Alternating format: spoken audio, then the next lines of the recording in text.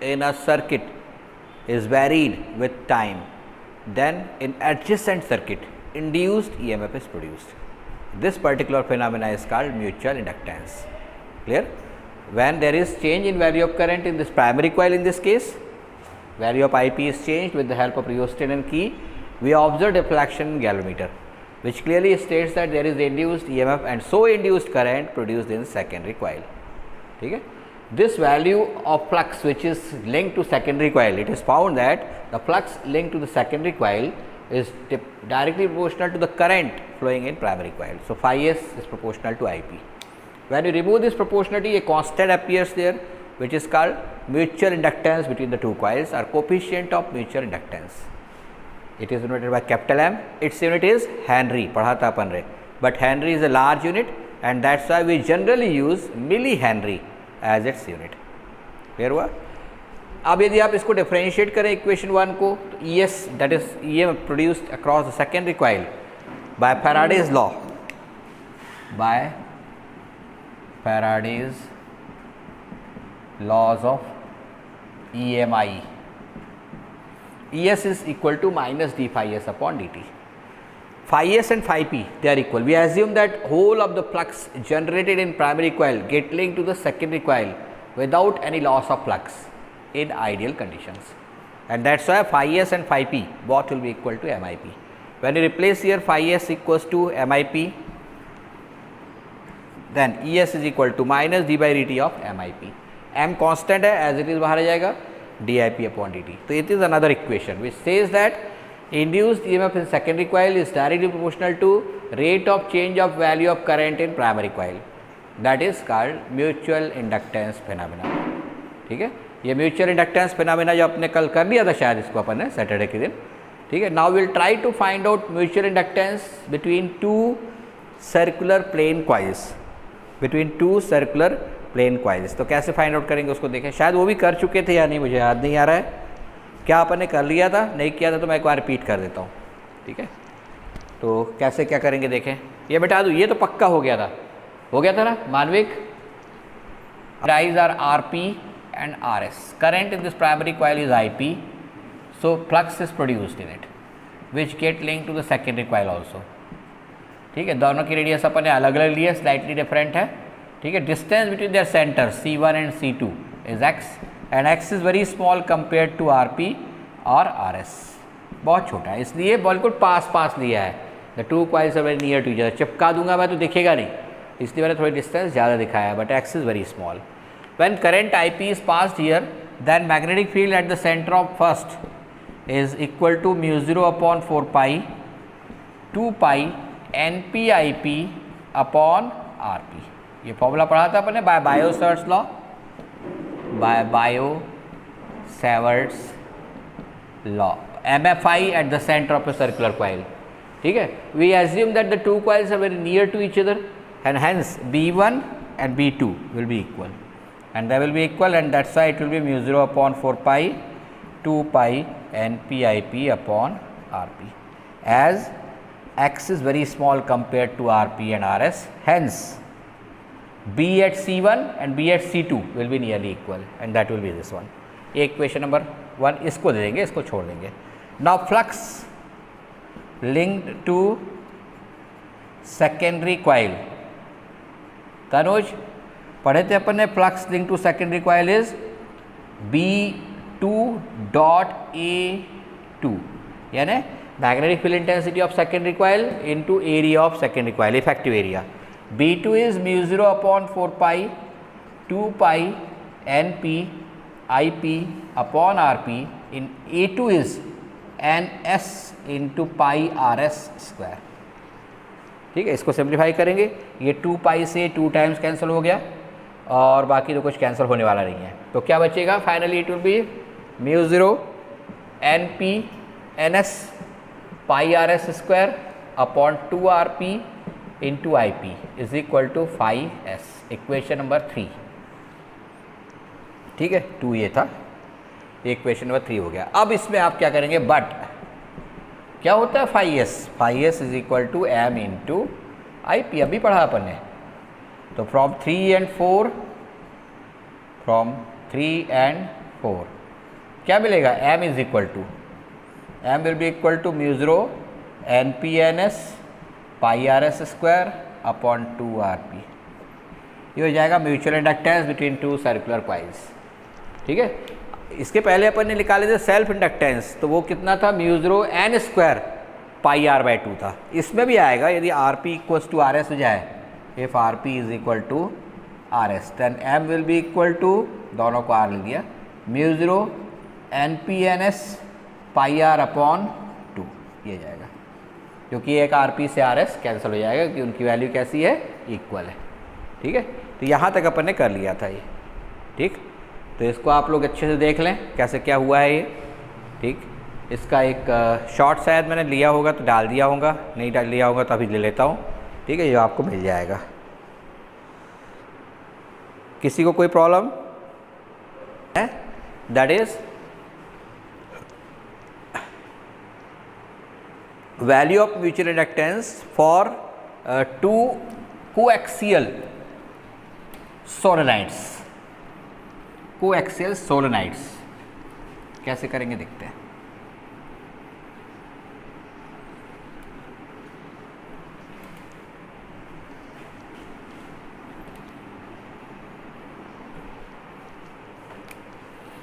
एक सोलेनाइड अपने शॉर्ट है बना रहा हूँ, इतना ज़्यादा डिटेल में नहीं जाएंगे उसमें। एक सोलेनाइड ये है और दूसरा इसके बिल्कुल पास में रखा हुआ है, कई बार इसके अंदर ही रख देते हैं इनसाइड इट। ठीक है, इसकी रेडियस जो है RS है और इसकी रेडियस जो है RP है। ठीक, दोनों की लेंथ ये इसकी यहाँ तक और आगे बढ़ा दिए अपन ने, इस तरीके से लिए एक्चुअली, इसको थोड़ा सा इसको बढ़ा दूँ तो बेटर होगा, दोनों की लेंथ कैसी हो जाएगी, सेम हो जाएगी। ऐसा भी रख सकते हैं, कई बुक्स में क्या करता है एक दूसरे से कुछ दूर बना देता है, मतलब एक कॉइल यहाँ ले लिया उसने, मैं इसलिए दोनों डायग्राम बना दे रहा हूँ, और दूसरी कॉइल ऐसी कुछ दूर पर ले लेगा सेम लेंथ की। ठीक है, दोनों का एक्सिस सेम है, one has got radius RP and other one has got radius RS। Number of turns in it are NP और इसमें कितना है, NS, total number of turns. ठीक है, तो आपको पता है कि इसके सेंटर पर MFI at the axis of current carrying solenoid is B mod equals to mu 0 N into I, where N is capital NP upon L। ठीक है, इसको स्मॉल NP लिख दें, that is number of turns present in unit length of that particular solenoid। So mod P will be mu 0 NP upon L into I, equation number 1। ठीक है, ये हो गया।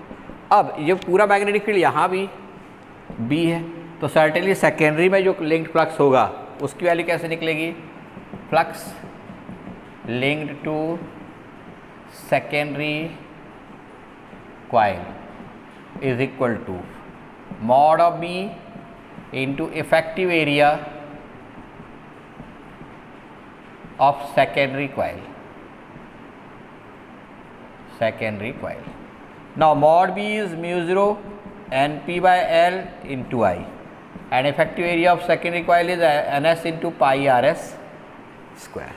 ये जाएगा, इसको थोड़ा सिंप्लीफाई कर लेंगे, इसको ऐसे लिख देंगे mu 0 NP/NS pi RS square upon L into I कौन सा है, IP, current in primary coil, यहाँ पर लिखना भूल गया मैं, ये IP है। Now we also this is phi S, that is flux link to secondary coil. Equation number ये क्या हो जाएगा, 2। But again phi S is equal to M into IP, ये इक्वेशन 3 हो जाएगा। इक्वेट कर देंगे, सभी स्टेप बिल्कुल एक जैसी हैं, इक्वेटिंग 2 and 3, तो M कितना मिल जाएगा, मैं यहाँ नहीं, यहाँ लिख दे रहा हूँ, M will be equal to mu 0 NP/NS pi RS square upon L। ये वैल्यू ऑफ M हो जाएगी for a solenoid which is for two solenoids which are placed coaxially very near to each other. ठीक है, coaxially very near to each other and in some cases inside each other. ठीक है, तो बाहर वाली primary coil है, उसके अंदर सेकेंडरी कॉइल को रख दिया आपने। ठीक है, तो ये इस तरीके की, या तो ये डायग्राम बना सकते हो या ये डायग्राम भी बना सकते हो, आपके ऊपर डिपेंड करता है। ठीक, ऊपर वाला डायग्राम बनाएंगे तो उसमें और क्या चीज़ ऐड करेंगे, मैं थोड़ा डायग्राम में बना दूँ। इसमें आपको इस तरीके से, ये बाहर वाली प्राइमरी कॉइल है, इसमें नंबर ऑफ टर्न्स डालनी पड़ेंगी और इसको कनेक्ट करना पड़ेगा, ठीक, एक की से इससे। तो इसमें कौन सा करंट फ्लो कर रहा है, आईपी, और अंदर वाले में दूसरी एक और कॉइल होगी, ठीक, इस अंदर वाले में। अब इतनी सारी गिचड़ पिचड़ हो जाएगा, इसलिए अलग अलग कलर का भी यूज़ कर सकते हो आप लोग, ठीक। और ये इसको जो है मैं इधर निकाल देता हूँ, इधर इसके अक्रॉस में आप क्या जोड़ सकते हो, गैलोरीमीटर, ठीक। या अलग अलग दिखाओगे तो क्या होगा कि डायग्राम इजीली बन जाएगा, ठीक है। वो एक साथ दिखाओगे तो थोड़ा डायग्राम में थोड़ा टफ हो जाता है, ठीक है। पर उसमें ज़्यादा अच्छे समझ में आता है कि मैग्नेटिक फील्ड दोनों के लिए कैसा सेम है। इसमें आपको बताना पड़ेगा that the two coils are placed so near to each other that distance between their centre to centre is negligible. So whatever magnetic field is produced at the center of primary coil is same as that produced at the center of secondary coil. जितना यहाँ पहुँचा उतना ही वहाँ पर है, जितना यहाँ produce हुआ उतने सेकेंडरी में भी है, ऐसा एज्यूम करना पड़ेगा, ठीक है। तो तब अपन ऐसा कर सकते हैं, अदरवाइज ये डायग्राम अच्छा है। और ये बी की वैल्यू याद रखो, सब एम की, sorry, sum M is proportional to N P and proportional to N S. ये बहुत इंपॉर्टेंट फैक्टर्स हैं जो अक्सर पूछे जाते हैं ऑब्जेक्टिव टाइप क्वेश्चन में। आ गया, तो ये हो गया mutual inductance for coaxial solenoids placed very near to each other. Next अपने को टॉपिक स्टार्ट करना है to find out relationship between mutual inductance and self inductance of the two coils, ठीक। वो कैसे करेंगे उसको देखते हैं अपन इसके बाद, ठीक। ये तो समझ में आ गया होगा, उम्मीद है सभी को आया समझ में। कोई ऐसा जिसको समझ में ना आया हो, ठीक। इसमें N P number of turns है, इनकी रेडियस आर पी है। इसमें एन एस है, इसकी नंबर ऑफ टर्न, इसकी रेडियस आर एस है। या R P is equal to R S लेके करना पड़ता है इसमें, तो इसलिए दोनों की अपन सेम ले लेंगे।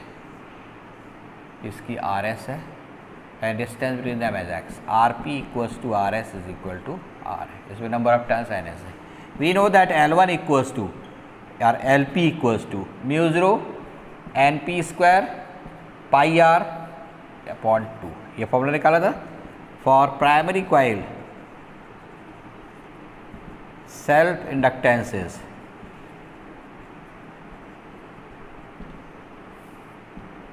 Equation number 1। For secondary coil L S is equal to mu zero N S square pi R upon 2। Then mutual inductance between them, mutual inductance between them अब भी निकाले अपन ने पहला article, m is equal to mu zero N P N S pi R upon 2। Equation number 3। 1 multiplied by 2 कर दें आप, इसके बाद 1 और 2 का मल्टीप्लाई कर दें तो क्या मिलेगा, L P into L S is equal to mu zero square N P square N S square pi R square upon 2 square. देखो जरा, mu zero into mu zero square N P square N S square pi R into pi R square upon 2 square. इसका square root ले लेंगे तो we get mu zero N P N S pi R upon 2। Equation number 4। 3 और 4 में are H S एक जैसी है तो एल एच एस भी एक जैसी होगी, एक जैसी है कि नहीं आर एच एस। तो फ्रॉम 3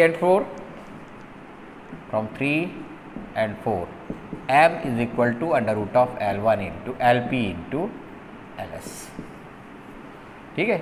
ये हो जाएगा इक्वेशन नंबर 5। ये किस में किस कंडीशन में true, it is true only when whole of the flux generated in primary coil get link to the secondary coil. पर पूरा फ्लक्स यदि लिंक नहीं हो रहा हो, लॉस हो रहा हो, जो हमेशा होता ही है, तो उस कंडीशन में इक्वल नहीं होता, बल्कि उस कंडीशन में ये किस में हो जाएगा, आइडियल केस, ठीक है। But generally m equals to k under root of L1 L2 LP LS आता है, where k is called coupling coefficient, we call it coupling coefficient, its value is 1 for ideal coupling. Ideal coupling means पूरा का पूरा flux जो primary में generate हो रहा है वो पूरा का पूरा सेकेंडरी से लिंक हो जाए, तो आइडियल कपलिंग कहलाती है। अदरवाइज के is always less than 1 and greater than 0। Otherwise यानी जनरल कंडीशन में के जितना 1 के पास होगा उतना वो ज़्यादा फ्लक्स लिंक हो रहा है, और के जितना 0 के पास होगा उतना फ्लक्स कम लिंक हो रहा है, ये इसका मतलब है। तो ये इनके बीच रिलेशनशिप है। m is equal to √ LP/LS। It is geometrical mean of LP and LS. m is geometrical mean of LP and LS, but in ideal condition only.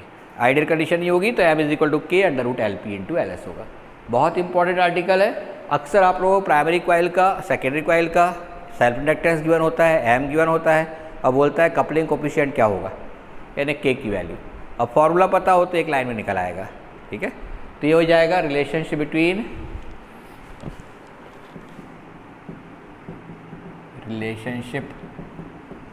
Between self inductance of two plane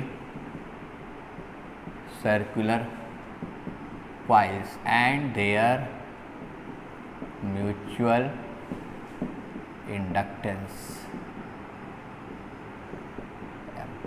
ठीक है, ये इनके बीच का relationship है। ठीक, ये भी आप लोगों को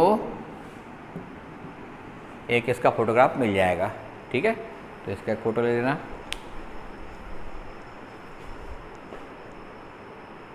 सभी को समझ में आ गया होगा, एक बार अच्छे से देख लें। Electromagnetic energy stored in a coil, ठीक है। तो वो कैसे निकालेंगे देखते हैं।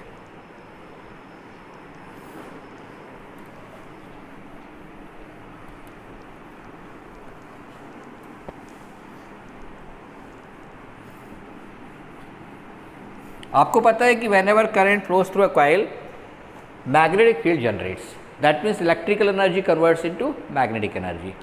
We also call it electromagnetic energy, ठीक है। तो आपको ये भी पता है कि power is equal to E into I होता है, ठीक है। Power is equal to potential difference into current, E into I, और W या dW इज इक्वल टू, ठीक है, P dt होता है, that is E into I into D T, ठीक है। ये हो गया dW इज इक्वल टू, ये question number 1। Also we know that E is equal to minus L di/dt due to self induction phenomena induced EMF is E is equal to minus L di/dt। ये value अब replace कर देंगे 1 में, replace इन 1। या negative sign सिर्फ क्या करता है, लेंजेस लॉ को फॉलो करने के कारण है। यहाँ रख लेंगे तो dW इज इक्वल टू कितना हो जाएगा, E की जगह हो जाएगा L di/dt इंटू आई dt से dt कैंसिल हो जाएगा, Li di, ठीक है। माइनस साइन छोड़ दिया। इक्वेशन नंबर कितना हो गया, ये 2। Now total amount of work done when current rises from 0 to I is actually conversion of electric energy into magnetic energy. So total amount of work we obtain as integration of dW, that is integration of Li di from 0 to I।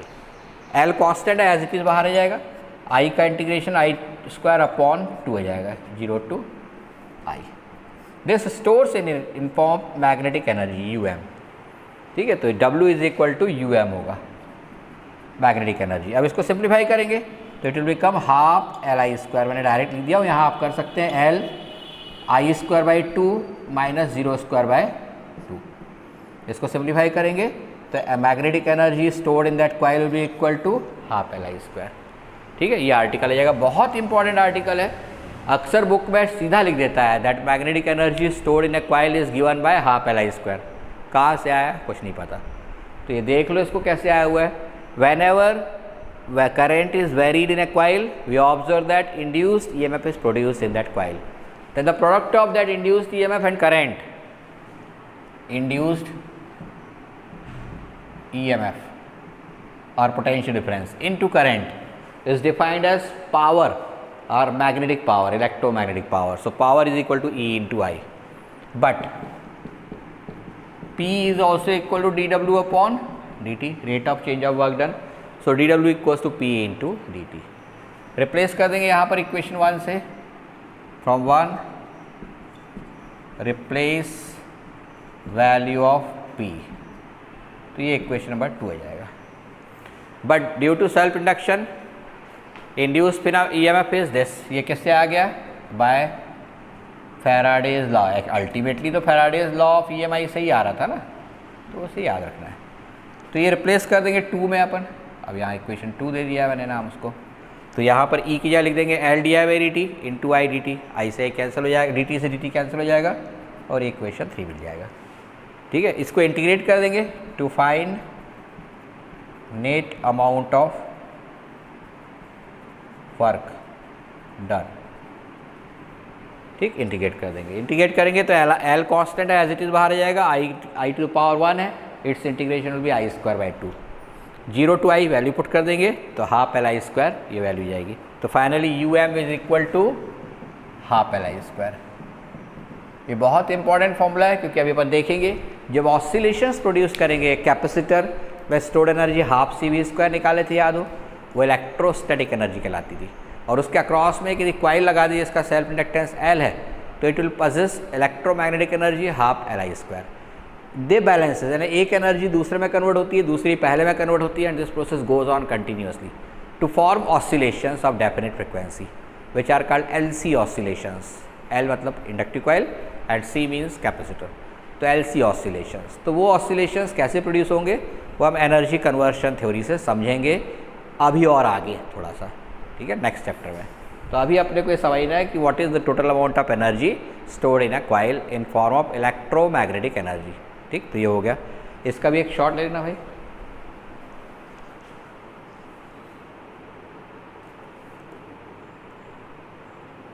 Syllabus में नहीं है, लेकिन हमको जानना जरूरी है, so that we can compete in JEE और NEET. एक इम्पॉर्टेंट बात आपसे कहनी थी.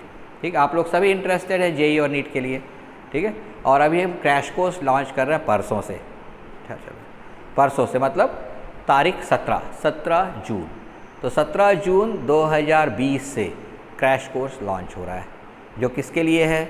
ये उन सभी स्टूडेंट्स के लिए है जो JEE, नीट, PAT और ICAR, इसके अलावा जो लोग GNST, PNST की तैयारी कर रहे हैं, उन सब के लिए. फिजिक्स के लिए तो सबके लिए है ये. मैथ्स के लिए उनके लिए जो JEE की तैयारी कर रहे हैं या PAT की, ICAR की. ठीक है, तो 2 सब्जेक्ट हम स्टार्ट कर रहे हैं, that is physics and mathematics. ठीक है, only for JEE, IIT, NEET and NEET नहीं आएगा मैथ्स के लिए, JEE, IIT एंड PAT. इसके लिए मैथमेटिक्स रहेगा, जबकि फिजिक्स सबके लिए रहेगी. ठीक है, इसका टाइमिंग हम लोग आप लोगों से सलाह लेके कर रहे हैं, लेकिन ज़्यादा इसके लिए हम देखना चाह रहे हैं कि वो टाइम लें जो हमारे लिए भी सूटेबल हो. That time is 7:30 to 9 AM 7:30 AM to 9 AM. This time we are taking for that particular class. ठीक है, उसके अलावा एक और टाइम रहेगा 10 to 11, यानी 1 घंटे का बीच में गैप रहेगा 9 to 10, और फिर 10 to 11 फिर रहेगा मैथ्स. तो पहले पार्ट 1.5 आवर में हम फिजिक्स पढ़ेंगे, और उसके बाद के सेकेंड 1 आवर का पार्ट में हम मैथ्स पढ़ेंगे. जो भी आप लोगों से इंटरेस्टेड है, ठीक है, वो उसके लिए मुझे एक व्हाट्सएप पर मैसेज कर देंगे इंटरेस्टेड करके. ठीक है, तो इंटरेस्टेड करके जो लोग डालेंगे तो मैं उनको उस ग्रुप में अलग से ऐड करूँगा, क्योंकि सिर्फ उन्हीं लोगों को उसका कोड मिलेगा. ठीक है, ये इसके लिए फीस स्ट्रक्चर क्या रहेगा, कैसा रहेगा, मैं आपसे बाद में डिस्कस करूँगा इसको. Actually in this crash course what we'll do, we'll try to cover nearly 30 topics in physics as well as 30 topics in mathematics, which are very important for JEE and NEET. Math physics के लिए और maths JEE and JEE advance. ठीक है, ये topics के लिए हम हर रोज़ आप लोगों को एक DPP डेली प्रैक्टिस पेपर भेज देंगे. ठीक है, आपके क्लासरूम में अलग से क्लासरूम बनने वाली है क्रैश कोर्स की, उसमें आपको DPP मिल जाएगी एक दिन पहले शाम को. आप उसको सॉल्व करेंगे. दूसरे दिन सुबह 7:30 पर पहले मैं उसका सॉल्यूशन पूरे आंसर्स लिख दूंगा यहाँ पर, और फिर उसमें से जो इम्पॉर्टेंट क्वेश्चंस हैं, जो मेरे को लगता है काफ़ी इंपॉर्टेंट है और आ सकते हैं, उन सारे क्वेश्चंस को मैं सॉल्व कराऊंगा. ठीक है, विल डू इट. ठीक है, फ्रॉम 17th. उसके बाद तुरंत मैं आपको उसके अगले दिन क्या पढ़ाने वाला हूँ, ठीक, उसके बारे में थोड़ा सा शॉर्ट डिटेल दे दूँगा, उसके सारे फॉर्मूले लिखवा दूँगा. फॉर्मूले में लिख के रखने वाला हूँ, तो सीधे आपको ट्रांसफ़र कर दूँगा, ठीक है, जो आप लोग प्रेजेंटेशन में देख लेंगे और फिर उसके बाद आपको क्लासरूम मिल जाएंगे सारे फॉर्मूले, इंपॉर्टेंट फॉर्मूले, ठीक है। और फिर उसके बाद उन फॉर्मूले में बेस्ड फिर से एक पेपर आपको मिल जाएगा। रोज़ आपको 2 पेपर मिलेंगे, एक मैथ्स का और एक फिजिक्स का शुरुआत में, ठीक। It will be up to 5 July.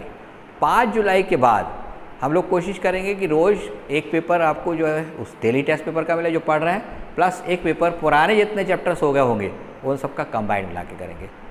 Hopefully तब तक अपने को यही पता चल जाएगा कि क्लास यहाँ पर लग रही कि नहीं लग रही है। ये लगेगी तो फिर यहीं बैठ कर के एक 3 घंटे का पेपर भी मैं लूँगा आखिरी में, ठीक है। ये एक बहुत अच्छी गोल्डन अपॉर्चुनिटी है आप सबके लिए, क्योंकि अभी आपके स्कूल्स नहीं लग रहे हैं। हर साल आप लोग इसका फ़ायदा नहीं उठा पाते थे, कुछ 1-2 लड़के उठा पाते थे, ठीक। एक अच्छी बात बता दूँ मैं कि आयुष बघेल ने और सावी ने भी शुरू से ही, जो मैं 11th के तुरंत बाद जब वो 12th पे पहुँचे थे और जब मैंने क्रैश कोर्स लगाया था तो उसको ज्वाइन किया था, ठीक है। और उसका ये आपने देखा है कि वो कितने अच्छे कॉलेज तक पहुँच गए। तो ये ज़रूरी होता है कि आप शुरू से थोड़ा सा पीछे पढ़ें उसके, तब जा कर के आप प्रिपेयर्ड रहेंगे। अगले साल जब जेई का एग्ज़ाम होगा तब फुल्ली प्रिपेयर्ड होंगे। You will not get any time next year to study only for JEE after 12th class exam. 12th class exam आपका ख़त्म होगा 17-18 मार्च को और 5-6 अप्रैल को आपका एग्ज़ाम रहेगा जेई मेंस का, ठीक है। सिमिलरली ये जनवरी में जो एग्ज़ाम होगा 10 जनवरी आने वाले, ठीक है, वो भी ऐसा है कि अब इस साल अच्छी पोजीशन है कि सब ये स्कूल नहीं लग रहे हैं, तो you will get sufficient time to study for that, ठीक है। अभी मैं शुरुआत में क्या करने वाला हूँ, जो टॉपिक आप पढ़ चुके हो, जैसे 11th के पूरे टॉपिक, ठीक, प्लस 12th के फिजिक्स में अभी अपन 3 यूनिट बल्कि 4th यूनिट भी कंप्लीट कर लेंगे, 4 यूनिट के पूरे टॉपिक इनको पहले कवर करूँगा।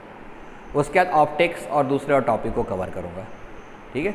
तो ये सब चीज़ें आपको अच्छे से तैयार हो जाएंगी, ठीक। मैथ्स में आपने 11th का पूरा पढ़ चुके हो, 12th में भी आपने अभी क्या क्या पढ़ लिया है या पढ़ रहे हो, ये मेरे को थोड़ा सा व्हाट्सएप पर नंबर उन चैप्टर्स के नाम लिख के भेज देंगे, ठीक है, ताकि मैं उतने चैप्टर्स पहले करवा दूँगा, ठीक है। तब तक आपके और फर्दर 1-2 चैप्टर हो जाएंगे तो उनको भी कवर कर लेंगे। और फिर जो नई चीज़ आप नहीं पढ़े हैं उसको थोड़ा थोड़ा शॉर्ट में बता करके मैं उसके भी क्वेश्चन कराऊँगा, ठीक है। तो ये सभी बहुत अच्छी चीज़ है। अंचल आज है क्या ऑनलाइन में? तो ये जितने भी लोग ऑनलाइन नहीं रह रहे हैं अब उनके लिए बड़ी दिक्कत है कि वो ऐसे अब जैसे इतने सारे वीडियोज़ मैं कहाँ तक अपलोड करूँगा।